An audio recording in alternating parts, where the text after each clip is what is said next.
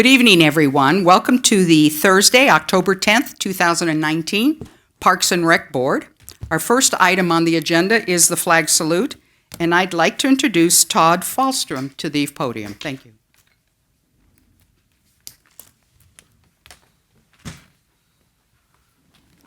Thank you, and will everyone please stand for the Pledge of Allegiance? I pledge allegiance to the flag of the United States of America and to this country for which it stands, one nation, under God, indivisible, with liberty and justice for all. Thank you. All right, roll call, please. Ms. Bergdorf, Present. Mr. Gassau, Present. Mr. DiPaolo, Here. Ms. Gamino, Here. Ms. Lauer is absent tonight. Thank you. Next, we have announcements. I'd like to introduce Elisa Accardi Harrison.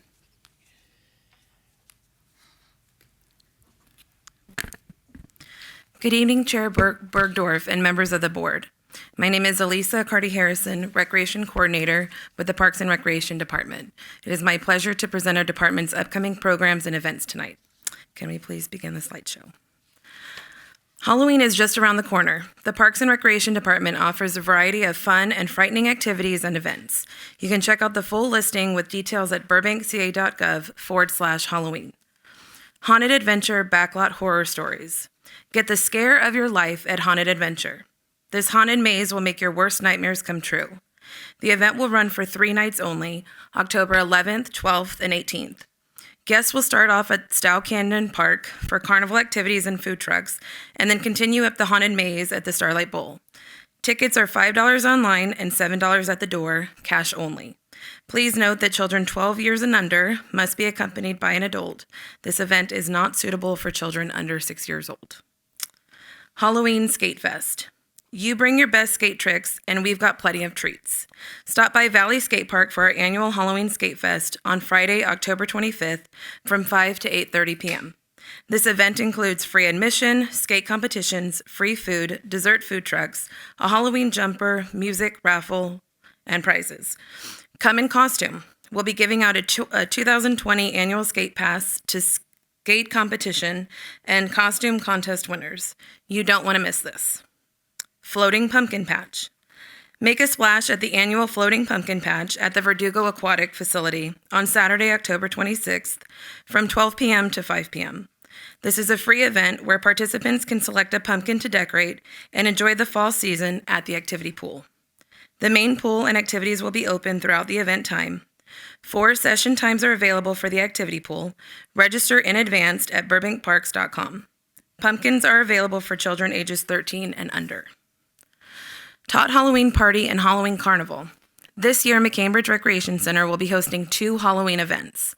Preschool-aged children are invited to put on their Halloween costumes a few days early for the Little Pumpkins Tot Halloween Party on Saturday, October 26th, from 10 to 11:30 a.m. This free event includes crafts, games, and prizes. Registration is required and available at McCambridge Recreation Center or at www.burbankparks.com. Elementary age students are invited to the annual Halloween Carnival on Halloween night, Tuesday, October 31st, from 6:30 to 8:30 p.m. This free alternative Halloween event includes carnival-style games, candy, and prizes. From everyone at Parks and Recreation Department, we wish you all a happy and safe Halloween. Other upcoming events. Now I would like to share with you a few more upcoming event highlights, so please mark your calendars for the following. The Betsy Lukey Creative Arts Center gallery is featuring works from members of the Burbank Art Association from November 1st through November 14th. Save the date for the opening reception on Friday, November 1st from 7 to 9 p.m. Members include artists of all stages, from the beginner to the professional levels.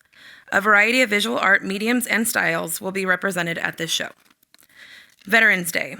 Join us for a time of song, word, remembrance, and celebration as we honor our U.S. troops at the annual Veterans Day ceremony. It is a special privilege this year as we will be presenting our newly renovated McCambridge War Memorial. This event will take place at the McCambridge Park War Memorial on the corner of Amherst and San Fernando on Monday, November 12th at 11 a.m., with a pre-ceremony concert beginning at 10:15 a.m. Rise Burbank. The Parks and Recreation Department is now accepting applications for the Rise Residents Inspiring Service and Empowerment Burbank Program Class of 2020. This free 10-week program is designed to inspire leadership, empower residents, and foster constructive dialogue to invigorate civic engagement. Applications will be accepted from Burbank residents 18 years or older who are committed to creating a positive change through service and empowerment. Applications must be received by 5 p.m. on Thursday, October 31st. Program sessions will be held every Wednesday from 5:30 to 8:30 from January to February of 2019. There will also be one Saturday session plus the graduation. For more information, please visit www.burbankca.gov/rise or call 818-238-5820. Burbank Players League. Calling all baseball players. The City of Burbank is pleased to present the Players League. This winter competitive travel league starts off in the new year from January 4th through March 8th, 2020. The league includes 4 divisions for youth ages 6 to 14 years old. Individual signups are available from October 18th to November 22nd. Team registration begins November 1st. Please contact the sports office for more information at 818-238-5330. Winter Youth Basketball League. Interested in basketball this winter? We have plenty of options for all ages and skill levels. Youth leagues include the Instructional League for grades K through 2 and the Winter League for grades 3 through 8. In addition to the leagues, you can train with the top-notch coaching staff from Breakthrough Sports, Little Hoopers. It's designed for the youngest hoopers with 4 sessions covering dribbling, passing, and shooting, and footwork perfect for boys and girls ages 3 to 7 years old. Breakthrough Sports offers a training academy every Sunday for grades K through 9th grade, focused on improving mechanics, basketball IQ, and confidence. We look forward to seeing you out on the court. Coaching, scorekeeping, and sports officiating opportunities are also available. To stay up to date on the latest happenings with Burbank Parks and Recreation, be sure to follow us on Facebook and Instagram. You can also find out about our programs and events by visiting our website, burbankca.gov/parks and recreation. Thank you, everyone. This concludes my announcements. Thank you, Elisa. Excuse me. The next item is recognition, and I don't believe we have any. Oral communications. Do we have any oral communications? No. Written communications? None. Park board comments. Do any of my colleagues have any comments?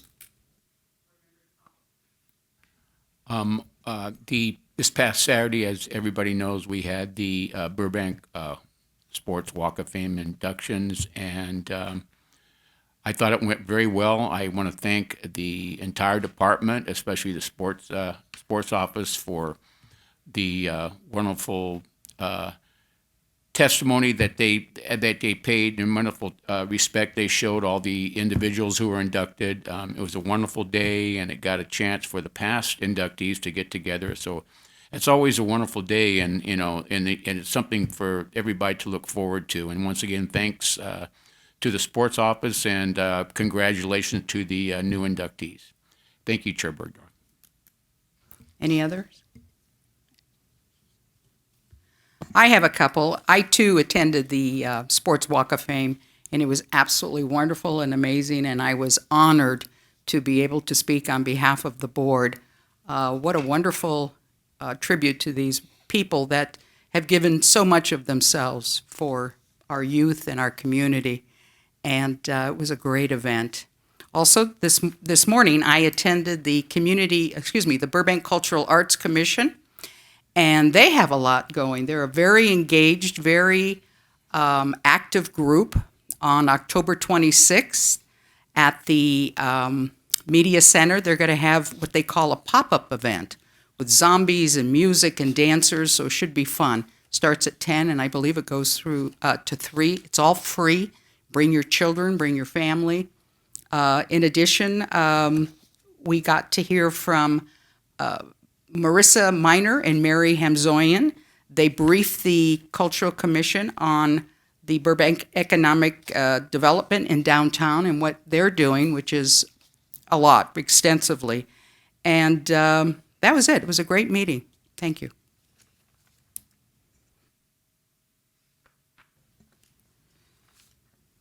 So, new business. We have the Starlight Bowl 2019 season report. And I'd like to introduce Aaron Barrows.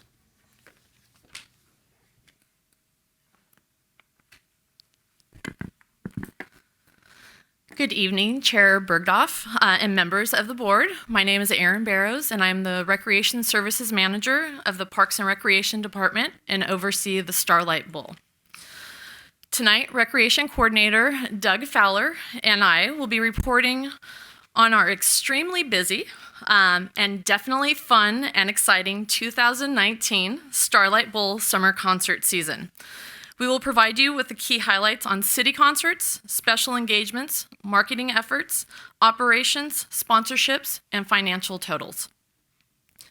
The Parks and Recreation summer season started off with a bang with our annual 4th of July celebration. The evening began with the national anthem performed by recent Burbank High School graduate Lindsay Miller, a special flyover from the Condor Squadron, and ended with an amazing firework display, which is always a community favorite. Following the 4th of July, the Starlight Bowl held 5 additional Parks and Recreation concerts every Saturday evening, beginning July 13th, running through August 10th. The Starlight Bowl welcomed tribute bands such as Selena, Elvis Presley, Neil Young, Pink Floyd, and of course, the Burbank fan favorites, the Fab Four. Just to name a few, all the way to headlining performers such as Big Bad Voodoo Daddy, and from the 80s, bringing back my high school, John Waite. This year, in addition to the traditional summer concert series, Starlight piloted an expanded season. LA Concert Group, along with Sterling Venue Ventures, produced and managed 6 additional events featuring globally known artists. The concerts were well received by the community and patrons and generated $70,000 in rental revenue for the city. Parks and Recreation has worked with LA Concert Group for the past several years to offer additional concerts each season to the community. As in years past, LA Concert Group rented Starlight at the flat rental rate of $15,000 per show and paid direct costs for Burbank Police Department, Burbank Fire Department, Public Works, and maximum Parks and Rec staffing, which usually requires about 15 to 20 part-time and full-time staff to work each concert, as well as we provide extensive pre- and post-support to ensure successful concerts. LA Concert Group delivered talent, Alabina and Ara Malikian, and I have to say, Ara Malikian is a internationally known violinist, sold out crowd. You could stop at one point. He would talk in between his songs. You could hear a pin drop with the sold out crowd in Starlight Bowl. It was amazing. Amazing musician, but the respect that the audience gave to this gentleman and to his expertise was outstanding. Definitely a new experience at Starlight, I would have to say. They also delivered ticketing production, the required music licensing, insurance security, and other ancillary expenses directly related to their shows. They established their own ticket prices for each show, and they range from $35 to $125, and they manage parking, charging $10, a $10 fee. And then LA Concert Group kept all their ticket and parking revenue. Sterling Venue Ventures was a new group for us to work with this year. And they did a different business model with us. They rented Starlight at the flat rate of $10,000 per show and also took on city expenses such as the Burbank Fire Department, Police Department, Public Works, and minimal Park and Rec staffing as they agreed to cover event labor. So we provided 4 Starlight Bowl team members there. And Sterling Venue Ventures provided the ushers. They took on parking, so it was not as staff intensive for us as with LA Concert Group. Sterling Venue Venture also provided their own talent. It was pretty amazing to see Kenny G on our stage.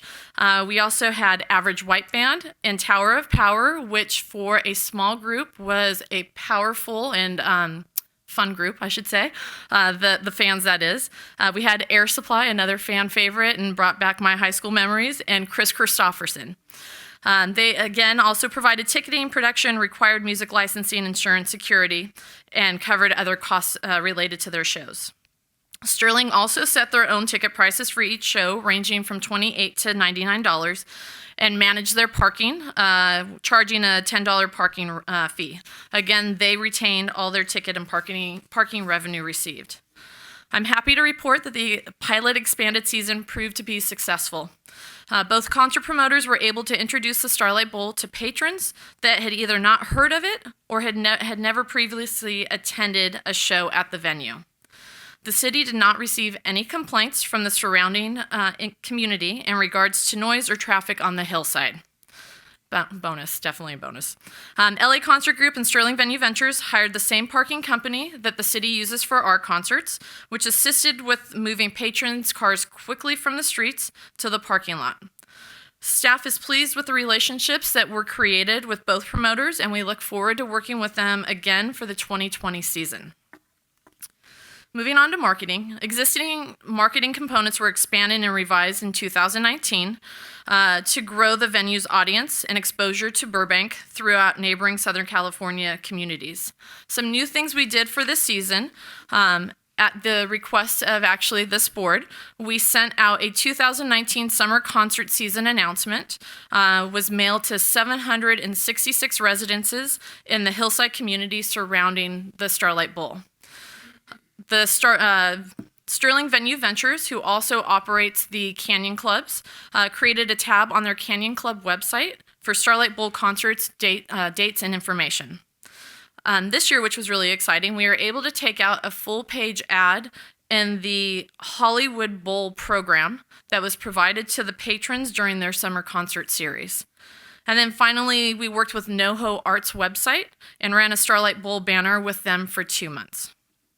Staff continue to work with Cynthia Wagner's social media for all social media, newsprints, and digital marketing, along with Transit Media for all graphics, printing, mailing, and website creation.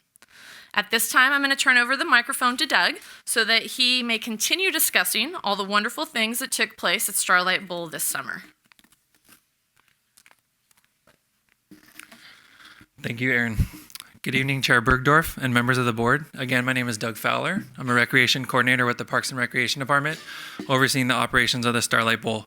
Before I begin my portion of the PowerPoint, I just want to commend our staff on the job that they did this season. This was really a crucial summer for the venue, and I can't thank our city staff, contracted services, and all the community partners in making a safe and successful summer. Tonight, I'm going to be reporting on the operations of the 2019 season. So let's begin with our community partners.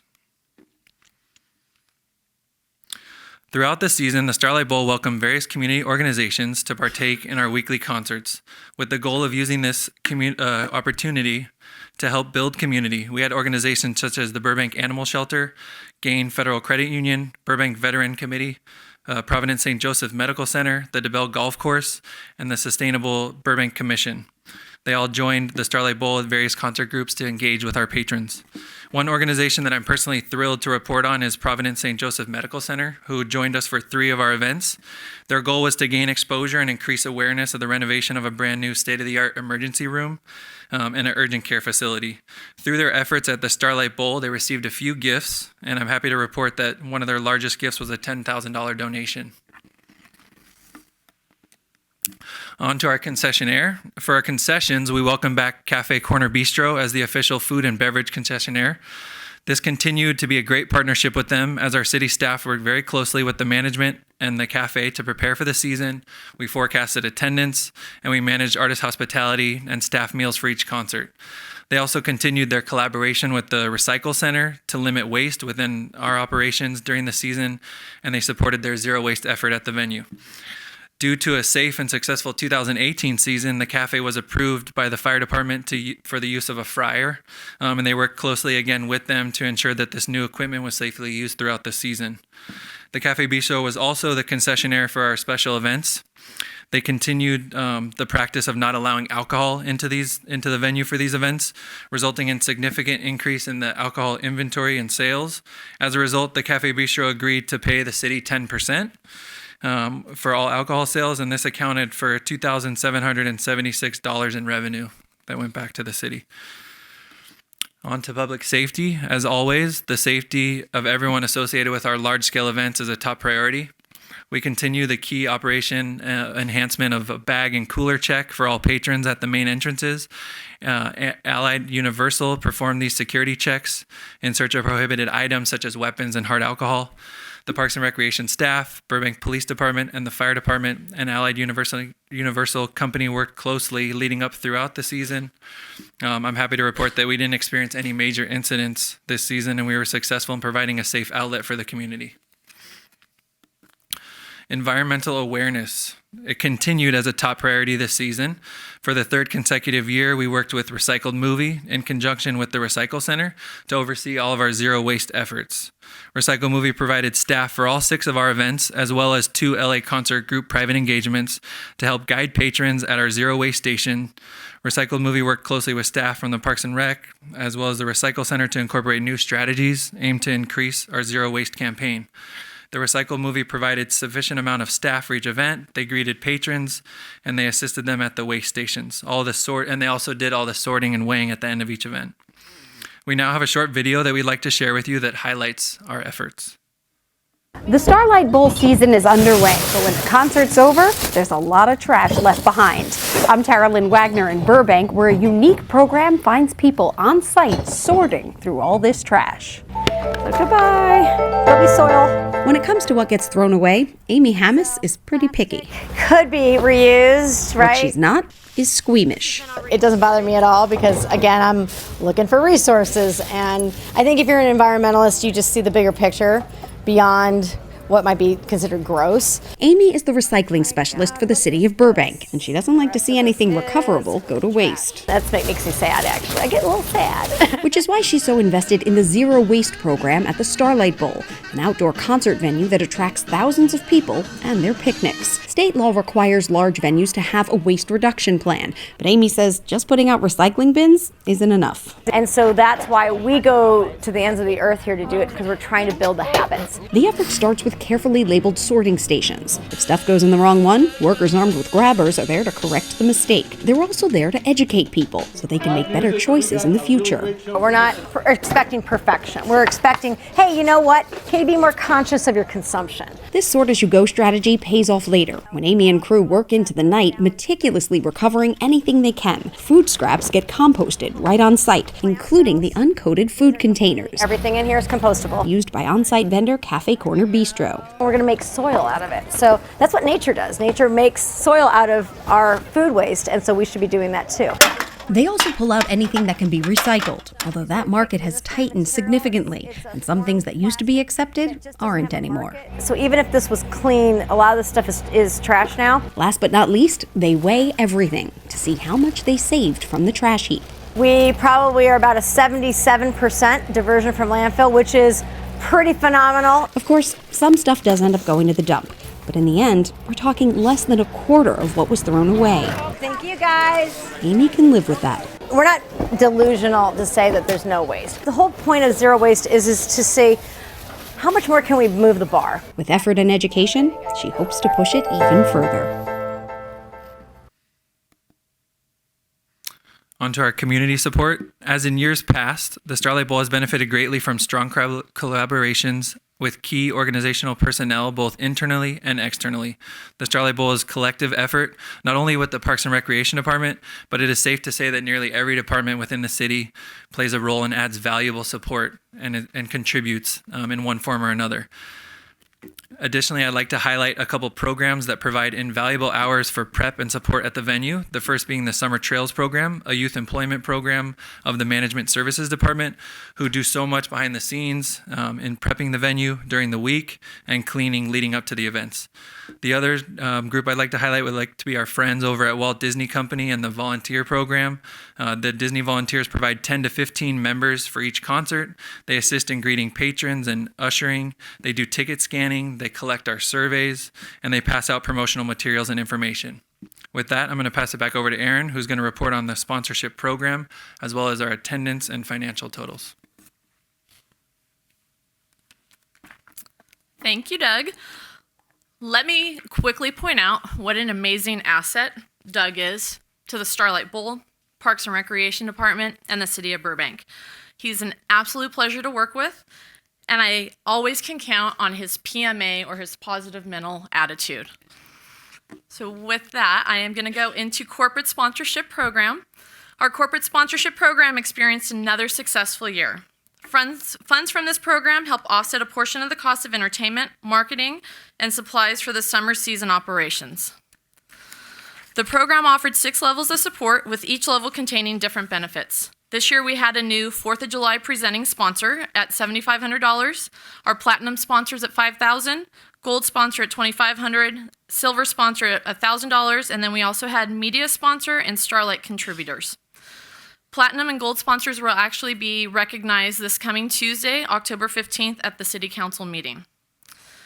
Monetary donations came in at $47,000 this year, and in-kind and supporting at $23,000, totaling $70,000.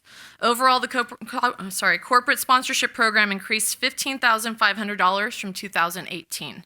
We are very pleased to have some of our sponsors come back that haven't been with us in the past, and we are thrilled to have 7 platinum sponsors this year. On to attendance. The table before you charts the attendance of the season by event as well as overall. Overall season attendance for Parks and Recreation concerts increased by 5% from 2018. The 6 special engagement shows brought in an additional 14,471 concert goers to the Starlight Bowl. Regarding financials, as the table you have in your report shows, a total of $266,278.87 was spent to operationally run the Starlight Bowl concert season, while revenues from ticket sales, parking, and merchandise came in at $254,510.19. As I'm sure you have noticed in your report, although attendance increased from 2018, the Starlight Bowl admissions or ticket sales decreased. This can be attributed to the additional platinum sponsors that required season box seats as part of their benefits and did not allow these boxes to be available for purchase by the public. An increase in comp tickets this year that we give out at different events to bring people or patrons into our facility, as well as an increase in the discounted and children's tickets being sold. On the positive, with the additional $116,000 combined revenues of sponsorships and private rentals, the total end of season profit came in at $104,231.32. 2019 brought about additional programming, new partnerships, and changing in personnel for the Starlight Bowl team. We were sad to see a key member of our team leave in mid-July, but I can proudly say that this team did not miss a beat. Each member stepped up to take additional responsibilities and was able to provide quality customer service and programs to the Starlight Bowl patrons. Offering more shows and scheduling several widely known artists helps situate the Starlight Bowl on a platform towards not only a successful season, but a successful future as well. There are several areas on the venue that are currently listed on the city's unfunded needs list, and staff is looking to do smaller projects that can be completed in the off-season in order to provide maintenance upgrades. With support from our community stakeholders, the Park and Rec Board, and City Council, Burbank's outdoor amphitheater may be presented opportunities to continue entertaining the community at its very best, physically and programmatically. This concludes my report. Doug and I would be happy to answer any questions you may have for us. Thank you. Who would like to start? I guess I will. All right.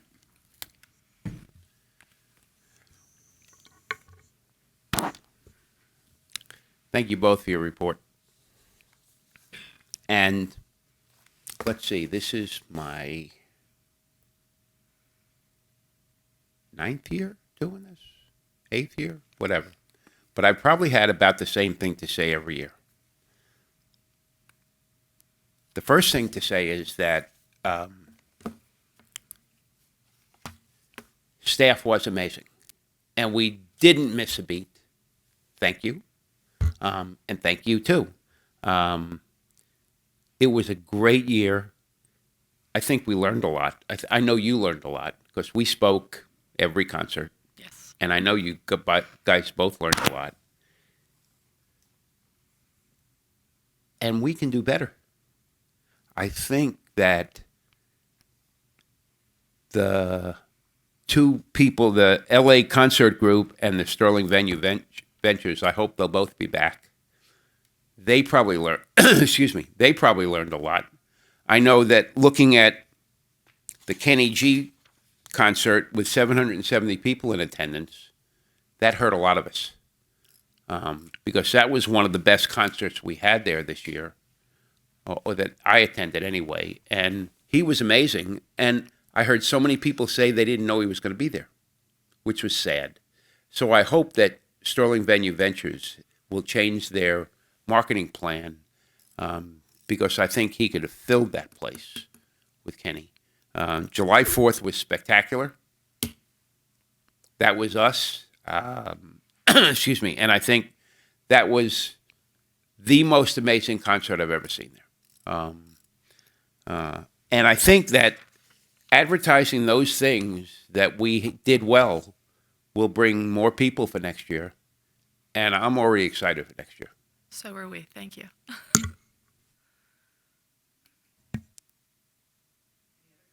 Excuse me. Any other comments? Sure, absolutely. Congratulations. Thank you. Great job. We know that this takes a lot of work in order to make this successful, and want to congratulate you for all the work that you did. Thank you. I have a question relating to the performers in the selection process. Can you Yes. walk us through that process so we can understand? Yes. So for city shows, I think it's important to know that we have a pretty limited budget when it comes to entertainment and just operations in general. We do attempt to get a big name here or there to draw crowds in, but obviously with that, there's sometimes a bigger price tag with that. And in the past, they haven't proven to bring as big of a crowd in as some of our tribute bands that come in. So we try to change it up a little bit. Our tribute bands in the past, and I will say this is my second summer with the Starlight Bowl, but I've gone to it for years. The tribute bands tend to bring in more patrons. Individuals in my age group, you're looking at your 40s, 50s, bringing their families in. I know in the past they've had, offhand because I saw his name, like Dave Mason. We've had Jefferson's Starship airplane, that they haven't brought the crowds we hoped that they would be or would. I know John Waite this year, we are hopeful that he would bring in some bigger numbers. He had a good attendance, but then you go to Fab Four, who is a Beatles tribute, and they sold out this year. So we really get to know our community and what draws them in and what's going to be family friendly, because that's where our city concerts is. We really want to have it for all ages. We do have a certain booking agent that we work with that has been with us for years and knows our venue. And we put feelers out to him and other agents and kind of tell them what we're looking for. We like to try to change up and bring in different genres of music to draw in different crowds. We had a Latin night this past summer with Bandidos de Amor and the Selena, Carla Perez's Selena, which was a fantastic night for those who attended. So we try to be as diverse as we can, but know what draws in the patrons with the city as well. I will tell you, we're already looking at 2020. I can guarantee Doug and I probably get about 10 emails a week and phone calls from bands who want to come into Starlight Bowl. So it's really looking to see what their price point is and what we can afford, and trying to give a lot of different options for patrons to bring hopefully new people in who haven't been there before. Thank you. You're welcome. That great report, you all. I really admire what staff does and what our city does to make that venue work. Obviously, it has all years on it, but excuse me, with all the great volunteers. I mean, Disney really comes through the 4th of July. When people come in, they feel welcome right away, and always the staff does a great job. And I like it how all our departments combine to make that season really happen in a very fine professional manner. The only thing I see is the Kenny G and the Chris Christopherson. Was that a marketing thing with SVV that just didn't market it enough, or? I think so. I believe Sterling Venue Ventures came into it this year. Obviously, it's the first time we were working with them. So it was a learning experience for us to work with them. It was a new venue for them to learn. So I don't think they went after big names that they thought were going to sell out the venue. I think they were hoping to have kind of mid-range attendance there. Kenny G, I agree. Kenny G is not my type of music, but it was a fantastic concert. From our perspective, operationally, it was a nice number for us to start with that, our first outing with them. There was definitely some learning that occurred that night on definitely for us, but I would say stronger for SVV, that they didn't have the resources there that they needed.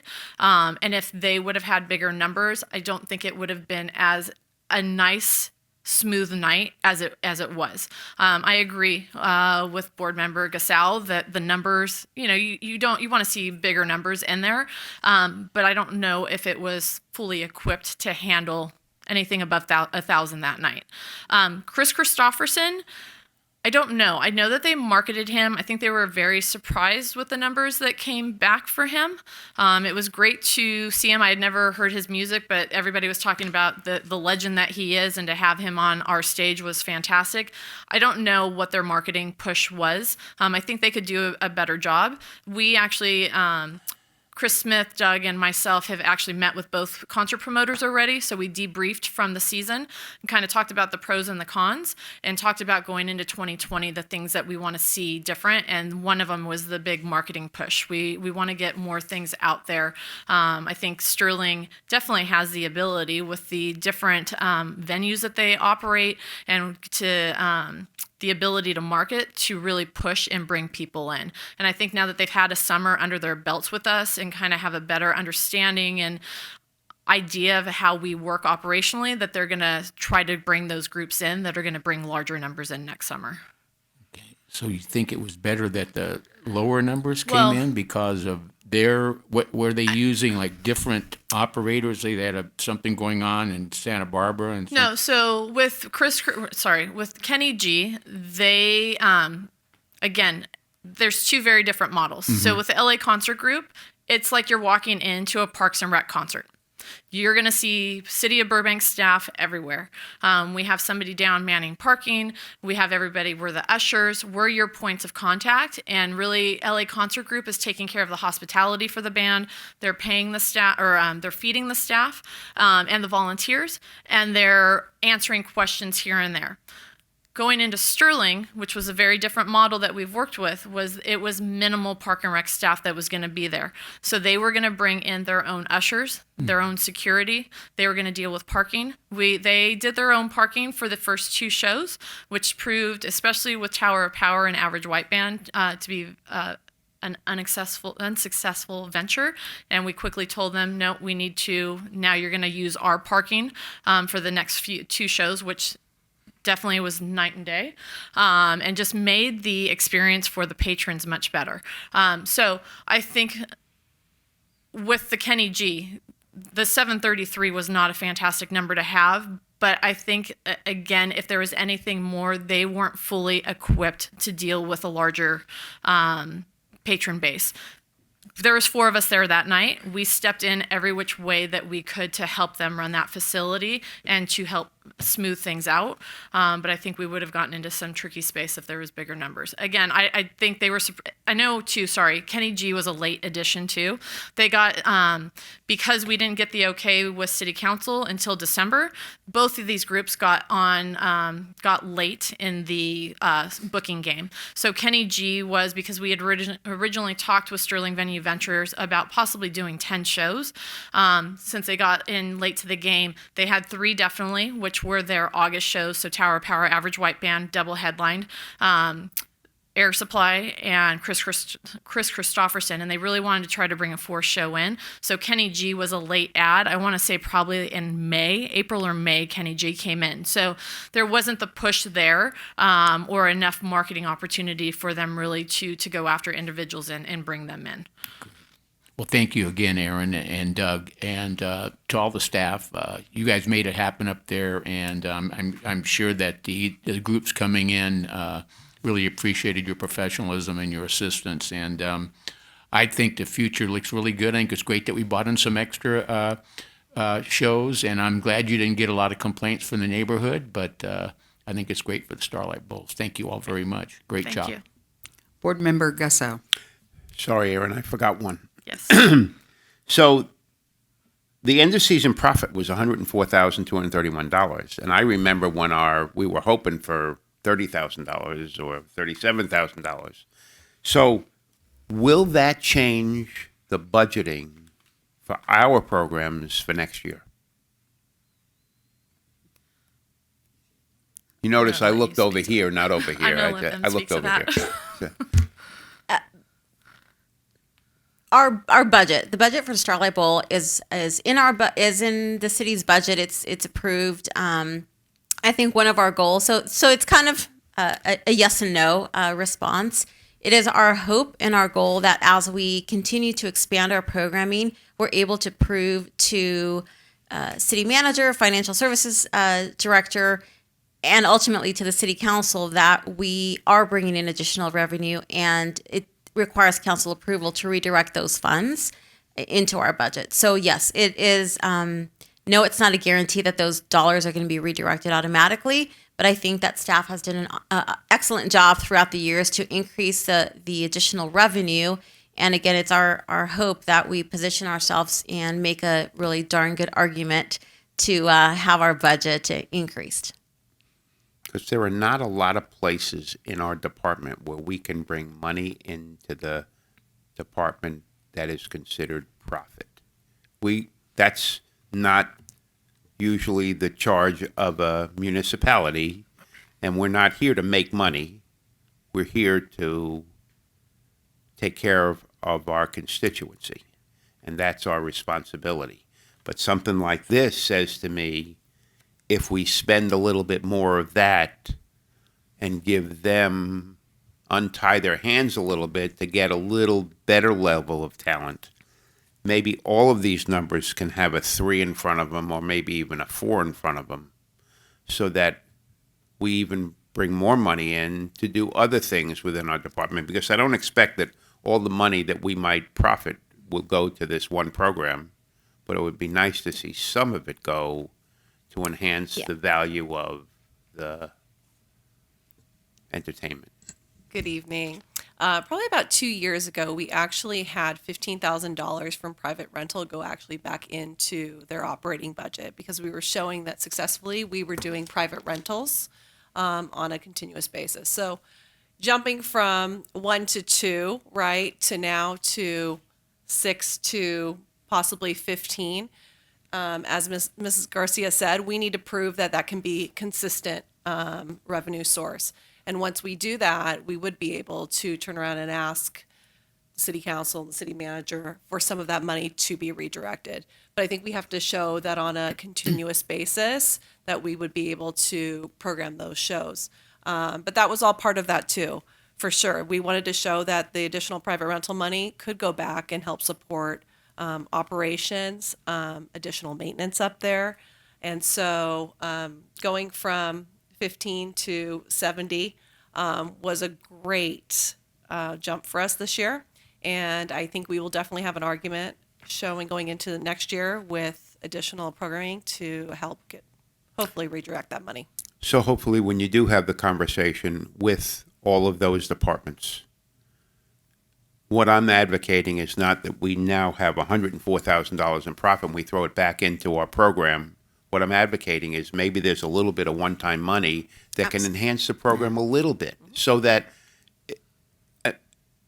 we do have that opportunity. Fortunately, the city council did approve last year the opportunity to test these two ventures, if you will, and you'll remember my excitement and the excitement of everybody on this board. So now let's make sure that we take it another step, even a half a step. We don't have to take it. We don't have to go in giant steps. That's not the way our city should operate. But I'd love to see us request a little bit of that to help them put together an even better 2020. As Mrs. Barrows said, they're already working on 2020, and we met with both those operators, and the earlier that they can program, the more successful they can be with getting better artists and having additional time to market. And so hopefully by December, we'll have a good understanding of how many private rentals we're going to be looking at. And certainly we could look at including that in, some budget requests showing that we have had a track record and already have those additional nights kind of locked in. Thank you. Any other questions? They answered all my questions, so thank you very much. Thank you. Much Have a wonderful appreciated. evening. All right, moving on to the Aquatics Year-Round Annual Report. I'd like to introduce Todd Falstrom.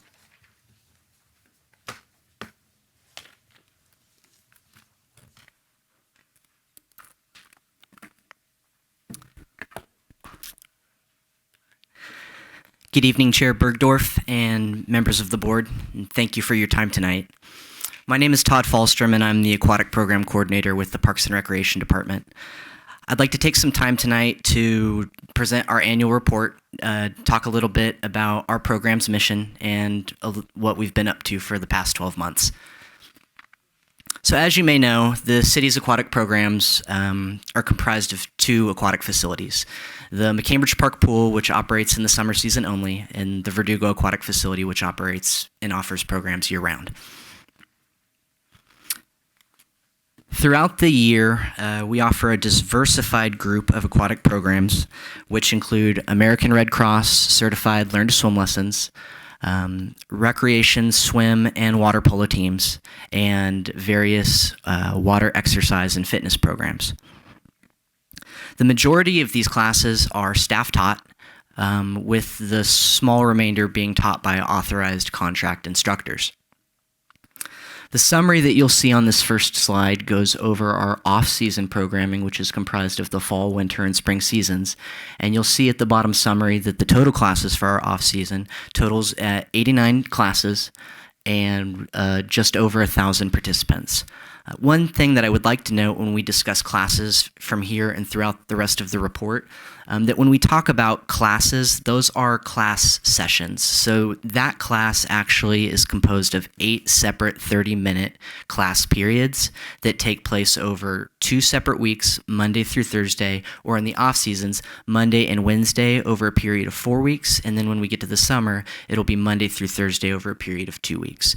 So for us, a session is comprised of 8 total classes, totaling at 30 minutes each. So when you look at that, it's 89 classes, but that number in terms of actual minutes of instruction is far larger than what that number dictates. And you'll see on the second slide when we go to the summer, I have a breakdown of how many total classes were actually taught for that season.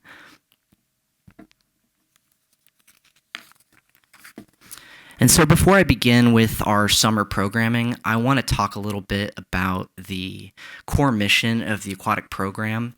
And that for us is built on one main thing, and that's the promotion and instruction of water safety skills.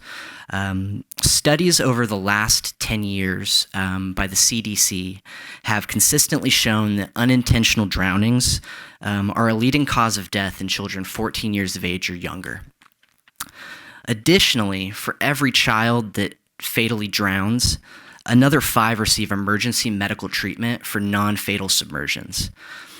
That's troublesome because oftentimes these non-fatal injuries end up leading to severe brain damage, which can ultimately result in long-term disability and loss of basic function. The bright side of these grim statistics is that they're preventable.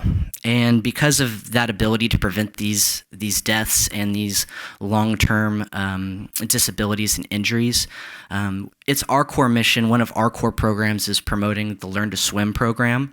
And that is actually the #1 recommended risk preventer recommended by the CDC.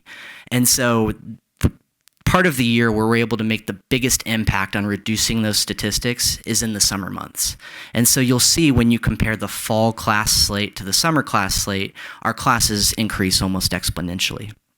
So when we look at the summer programs, you'll see that total classes between McCambridge and the Verdugo Aquatic Facility totals at 279 with a participation rate of 1,740. And then you'll see that that breakdown that I mentioned earlier of the total class sessions. Those are the actual amount of classes taught. And this is in a 10-week period. That's 2,232 actual classes of instruction where students are in the water with certified instructors getting this really critical water safety education.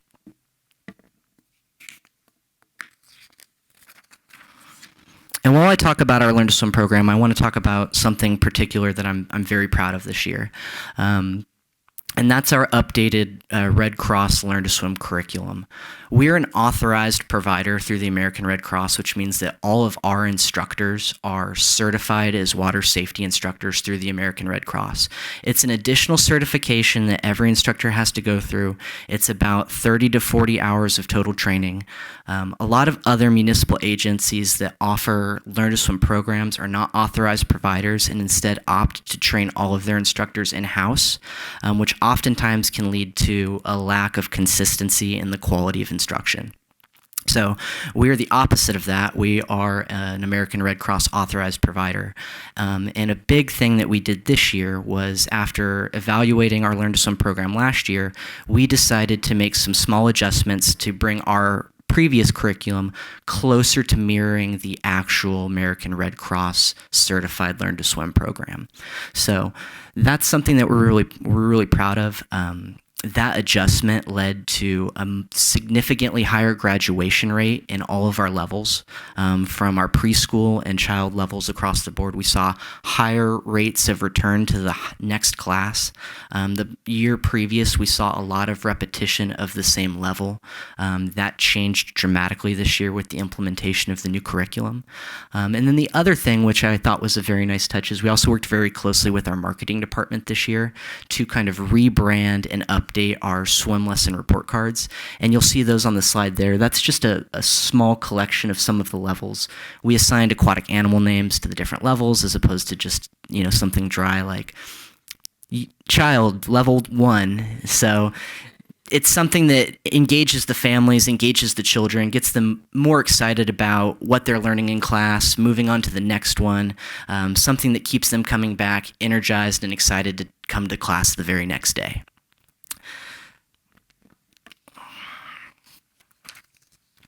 So for the kids that move on past the Learn to Swim program, our levels go preschool level 1 through 3, and then it goes youth levels 1 through 5. So once you get to level 5, you're at the top of the food chain, and so our program is designed for those children that are in level 5 to then graduate onto our recreation aquatics teams. And so we offer 2 different ones. We offer a recreation swim team, and we also operate a recreation water polo team.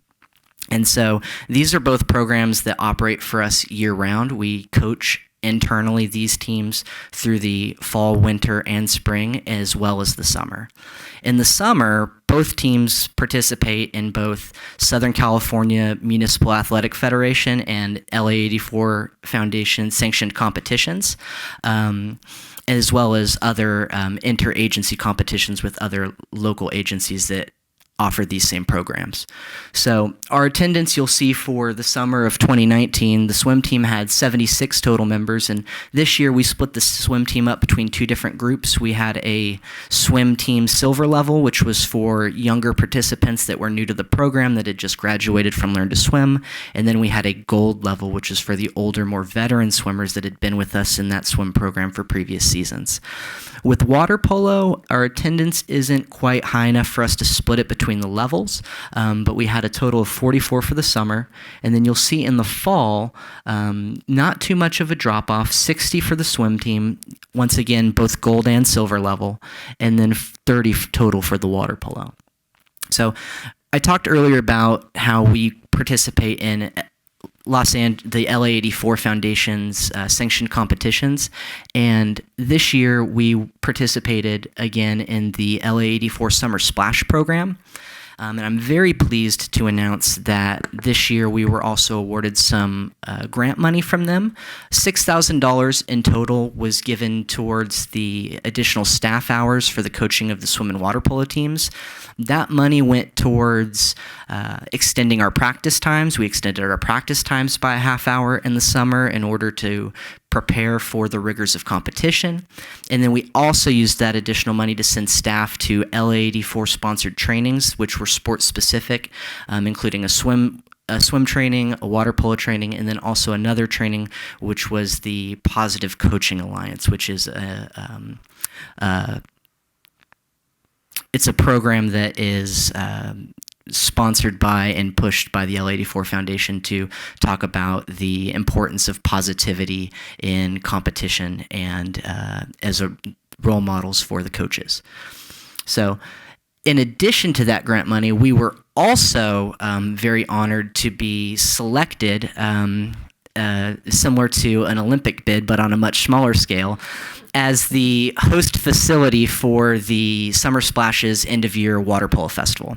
This is the culmination of the entire Summer Splash program for the foundation, and it is a single-day tournament for 2 different age groups, 14 and under and 11 and under, where all agencies across Southern California, which are sponsored by LA84, convene to have a final tournament to determine who is going to be the first, second, and third place teams out of the foundation. So we went out to bid for that and were selected as the host facility, and as a reward for being selected, we were granted an additional $4,432 to help with the operation of that event.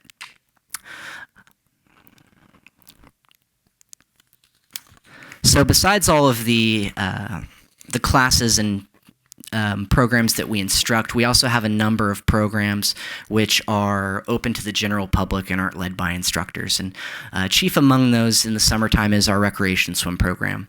And our pool continues to be a very, very popular place for residents and non-residents alike to convene in the summer to cool off, have a good time, relax, get a tan, and splash around.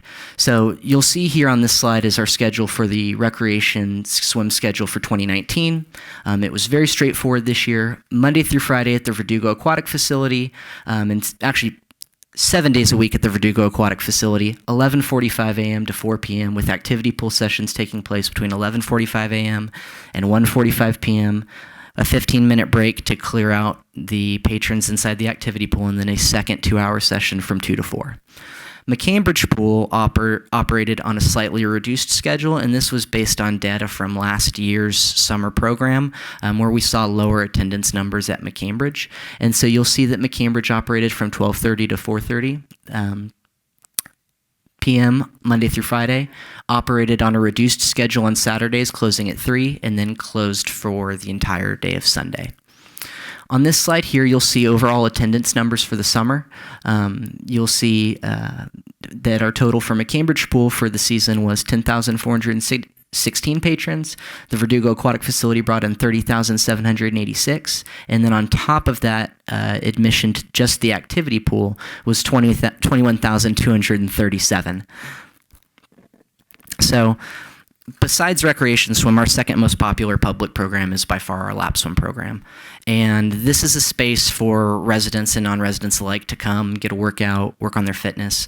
But it's also a place of solitude and rest, where people come to recharge from their day, get away from a hectic office, decompress. I won't mention him by name, but we have a lap swimmer that joined us about a year ago. And his story is a really powerful one, and it's one that I'd like to share with you because I think it's a perfect example of how impactful the lap swim program can be. A short time ago, he lost his son. His son had passed away. And in an effort to find some type of escape, to find something to occupy his mind, to occupy his time, to work on himself, he came to us. and he's been coming consistently almost every single day since the first time he showed up. And I'm really, really proud and happy to report that he is doing so much better now. And when he comes in to visit, he knows all the staff members by name. He talks about us like we're family. He often says that we've changed his life. And that's the kind of thing that we're here to do, and that's the kind of thing that we talk about a lot. But you don't always get to hear it back every time. And so that's something that we've been spoiled getting to hear all the time every day that we see him, and that's something that I wanted to share with the rest of you today. Because that's the kind of thing that Parks and Recreation and Aquatics can impart to a community. And so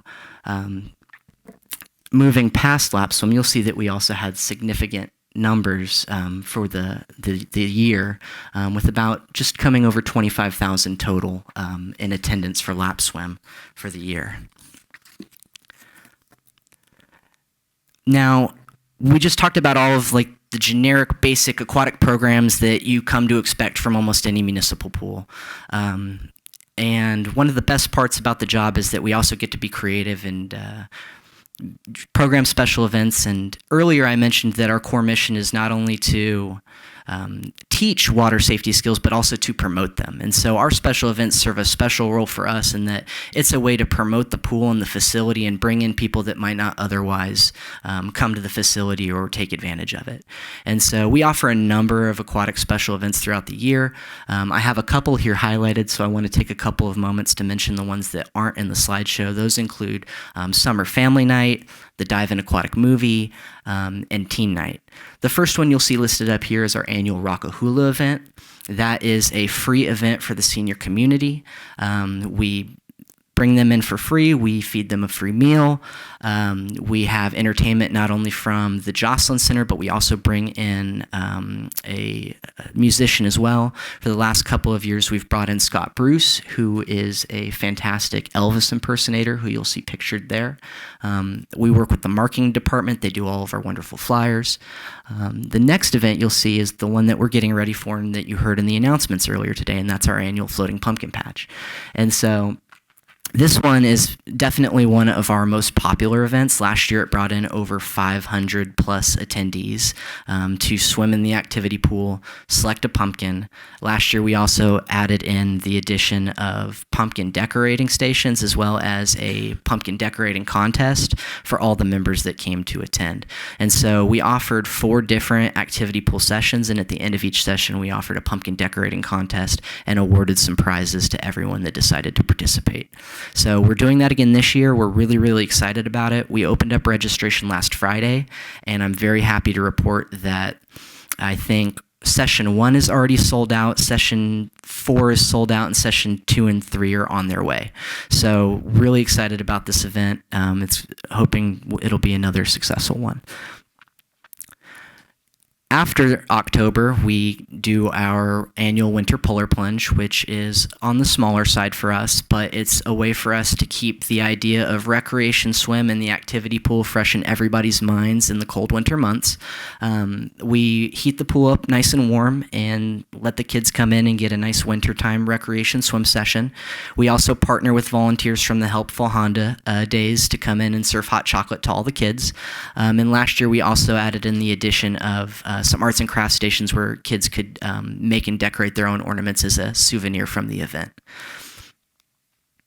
And the last one that I'm going to finish up with on special events is our newest one, and this is one that I'm very proud of and I'm very excited for the future of, and that's our first annual recycled boat regatta. And so this is a program that we partnered with Burbank Unified School District, the Amy Hams and the Recycling Center, the Burbank Sustainability Commission, and a few of the local Girl Scout troops to convene Burbank youth from the local elementary schools to provide them an opportunity for STEAM, which is science, technology, engineering. The A is art, and then mathematics. Most programs are STEM-oriented, but BUSD focuses on STEAM, with the difference being the addition of art. And so we wanted to provide some additional STEAM opportunities to Burbank youth while also promoting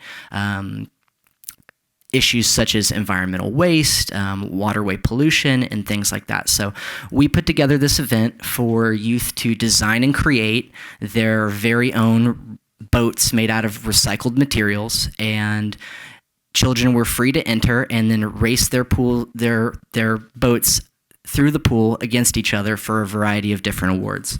And so one of those, we had a couple of different awards, and so I want to make sure I get them all. So we had Best in Show, which was Best Overall Design. We had the Saltiest Crew, which went to the Most Spirited Team. We had and then finally we also had the Titanic Award, which went to the boat that sank in the most spectacular fashion. And so it ended up being a very, very fantastic event. We learned a lot from it. We're very excited to put it on again this year. And I'm also excited to announce, and you're hearing this first, that we're going to be expanding the event this year to all age groups, including an adult division. So if you're hearing this out there and you were bummed that it was for kids only, fear no more. Everyone's going to be free to participate this year, and the lifeguards themselves are also going to be putting in a staff boat entry as well. So the last thing that we do in terms of special events is we also rent out the facility for a number of private birthday parties.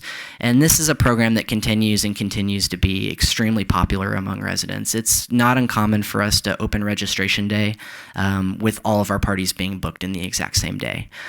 People line up around the door. It's like a diet version of people waiting for the new iPhone. And it gets bigger and bigger each year. This past year, we expanded it to include a small slate of spring parties, and we also extended it into October as well because of the warmer months. So this year, we hosted a total of 72 private birthday parties, which is up 12 from our previous year. So we're really excited about that program. We're looking to expand it in a sustainable way as best we can, and that includes discussions about possibly bringing it out to McCambridge Pool for future summers. Now, I would be greatly remiss if I talked about all of the programs and the wonderful things that we do if I didn't talk about the extremely wonderful and talented staff that we have that makes it all happen. And so our staff, our department, the aquatics department, has the following positions. So we have one aquatic coordinator position, we have 4 senior lifeguard positions, we have 20 lifeguard instructors. The lifeguard instructors are the ones that are the water safety instructors that I mentioned earlier that are responsible for delivering the Learn to Swim program. And then we have 30 lifeguards, and then we also have 14 locker room attendants. Now, every staff member you see on there, every single one of them holds an American Red Cross certification of one kind or another, all the way down to our locker room attendants. Our locker room attendants aren't held to the same standards as lifeguards, but they are required to hold basic first aid and CPR certifications. So every single person that you encounter when you come into the aquatic facility, every single one of them has a certain basis of safety training to respond in an emergency as would be required from a facility of that type. You'll see on the right that you'll see our summer in-service training topics. And so being first responders, we take our ability to respond in an emergency very seriously. And so something that we do every summer is we carve a little bit of time out of the schedule to make sure that we're sitting down with staff and we're running them through additional safety trainings beyond what their certificates require to make sure that we're prepared to respond in any and all events. And so you'll see that we start with patron surveillance, we move on to in-water rescues. This year, we also added in our Trans 101 training, which is one that I'm also very proud of, with the passage of the Unruh Civil Rights Act, which bans discrimination in public facilities on the basis of gender.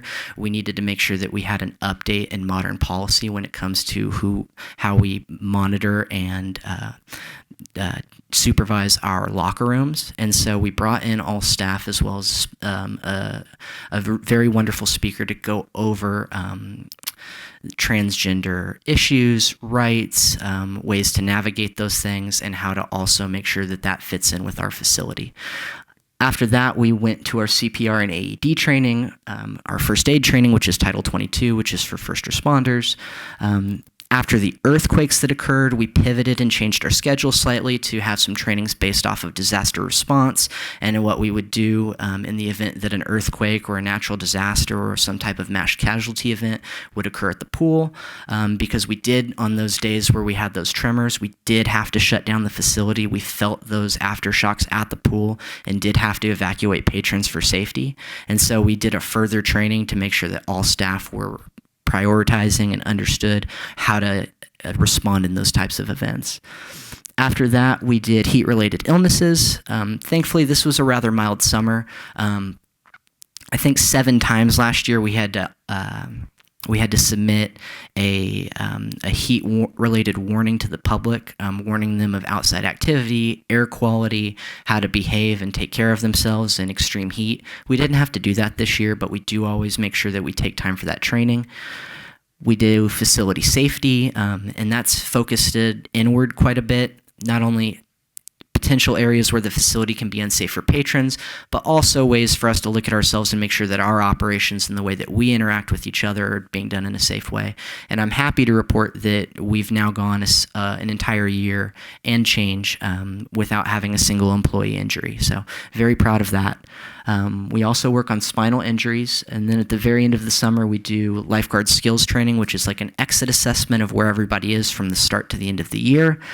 We also do some additional water safety instructor trainings for our instructors, so that way they're keeping their teacher skills fresh. And then we do a summer wrap-up where we appreciate the staff. We do a light training, and then we thank them for all of their hard work through the summer.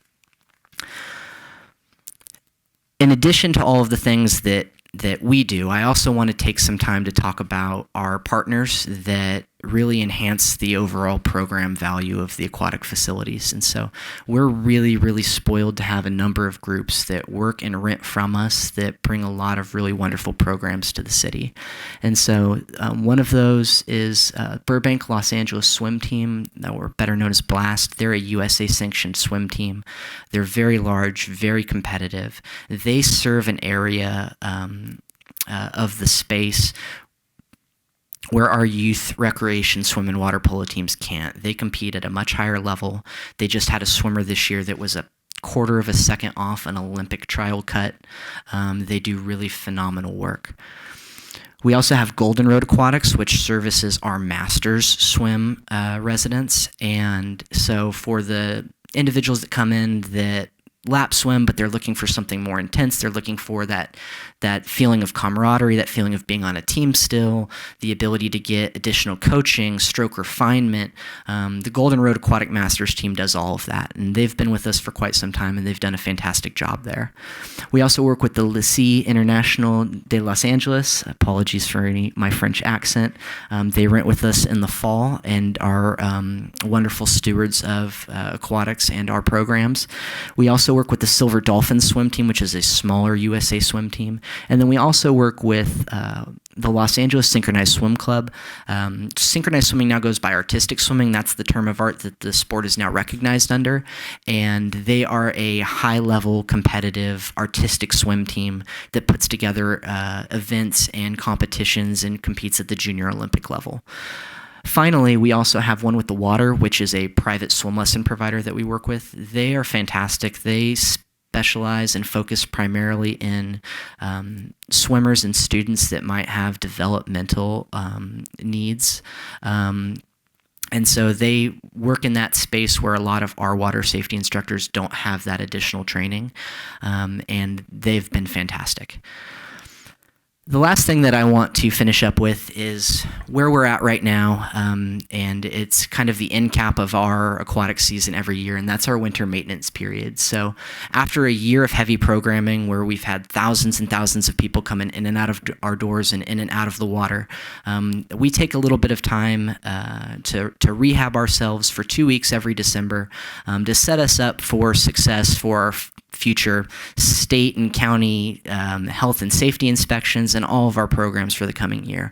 And so this maintenance period is a time for us to sometimes drain the pools, rehab the bottom, rehab the deck, the tiles, the locker rooms, repaint the doors, deep clean the facility, enhance the facility. Last year, you'll see in the top middle picture, we added additional seating at the Verdugo Aquatic Facility.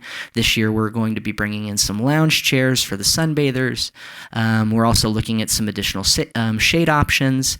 And so this is just our time where we regather ourselves, look at what the facility needs, and really just get ready for another successful year of programming. And so as we're getting ready to finish up and get to that period, that's where I wanted to leave you today. And I will end by saying thank you again so much for your time. And I'd now like to open it up for any questions. Thank you so much. I'm going to quickly ask a couple questions. Do you oversee both pools? Yes. Boy, you're busy. Very. I noticed that the swimming hours, for example, at McCambridge, 4 o'clock Monday through Fridays, is that because there are classes and other things going on after that? Because it's so hot here, I mean, by 6, 7 o'clock, it's still in the 80s. Yes, you're right on the money. So the recreation swim program takes place in the afternoon when no classes are going on. And then the lap swim hours happen in conjunction with our Learn to Swim program. And that is also partially an effort to reduce operational hours and staff labor hours. Okay. And the party, that is awesome. That really is. Can I ask how much we charge? We just updated the prices, so I don't have the new price committed by heart, but we do have different resident and non-resident pricing. And then we also it's a 2-hour rental, and we offer an additional hour rental for the cost of $190. So depending on if they option that extra hour or not, the final price falls somewhere between $445 or about $600. And does that include food? We have a concessionaire that we make available. However, we want to be cognizant and sensitive to people that might have dietary restrictions, and so we do allow outside vendors to bring. We do allow party members to bring in outside vendors and food. We don't allow open flames because of the proximity to our chemical storage room, but we do allow people to bring in pizzas or cold sandwiches or things like that. Thank you. Do I have any other questions from our board members?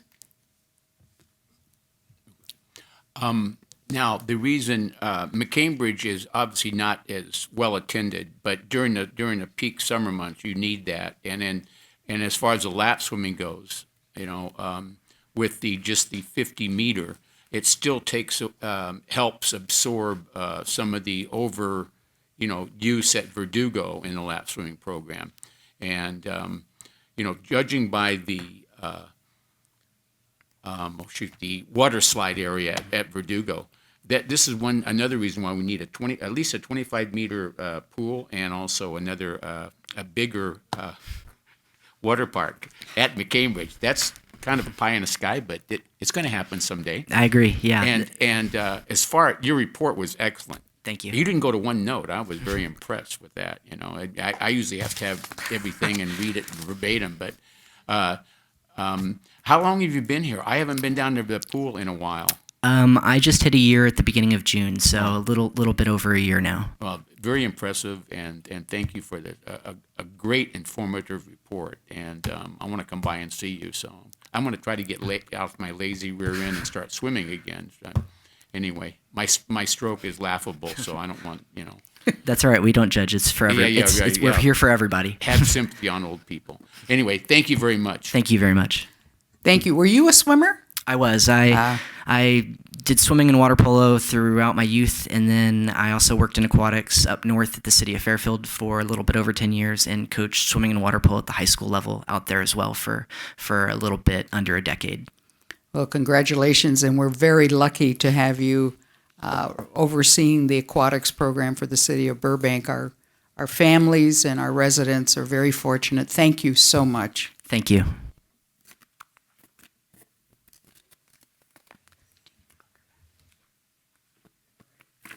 See where we're at. Oh, we've got the consent calendar.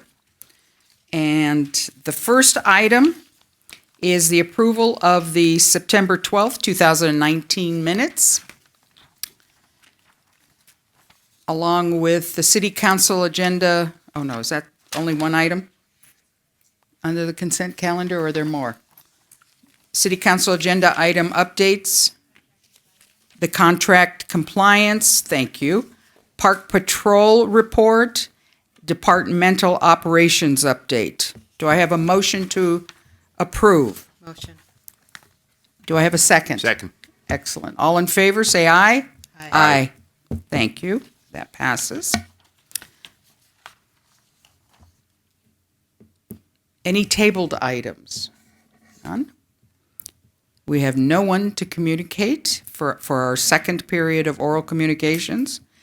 How about additional comments from the board?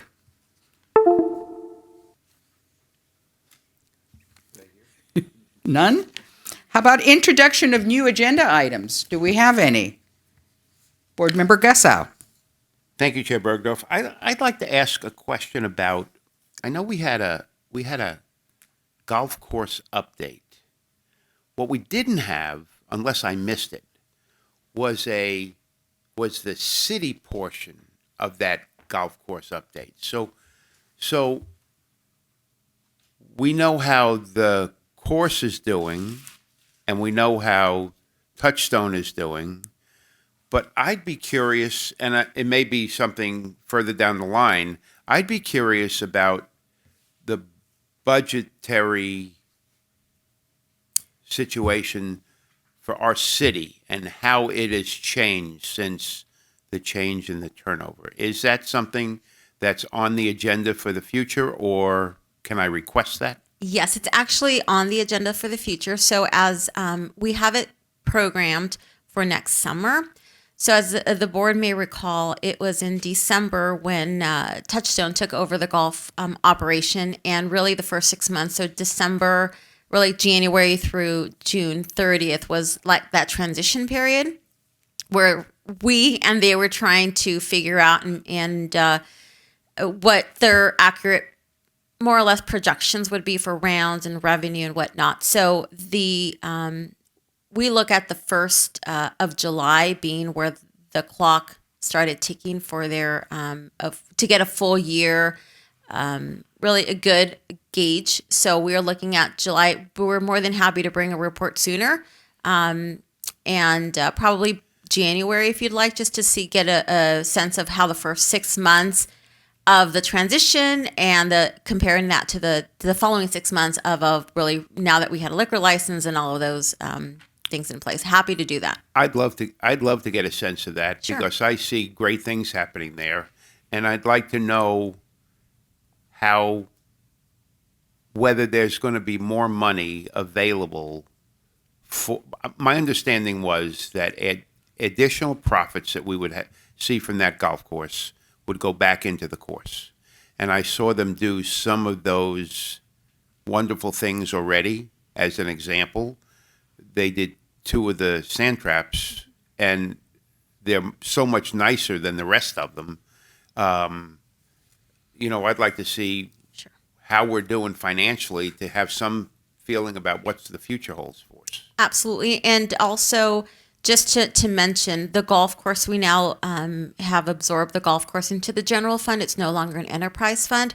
So we'll be looking at funding some of those capital or programmatic capital items through the budget process, which we've already started those discussions. So absolutely, I think probably the first part of the year, we would be happy to provide an overview of the golf operations.